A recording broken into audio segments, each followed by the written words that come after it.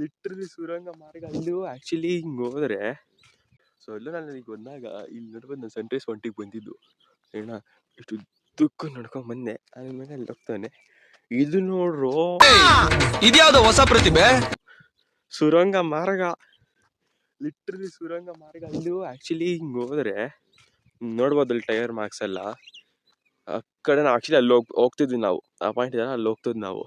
ಅಲ್ಲಿ ಹೋದ್ರೆ ಸಕ್ಕತ್ತಾಗಿ ಇರ್ತಿತ್ತಂತ. ಇದು ನಮ್ಗೆ ಗೊತ್ತೇ ಇಲ್ಲ. ಈ ಕಣ್ಣಲ್ಲಿ ಇನ್ನೀ ಏನೇನ್ ನೋಡ್ಬೇಕು. ನಾವು ಈಗ ನೋಡ್ತಿರೋದು ಓಪನ್ ಇರೋದು ನೋಡ್ಬೋದು.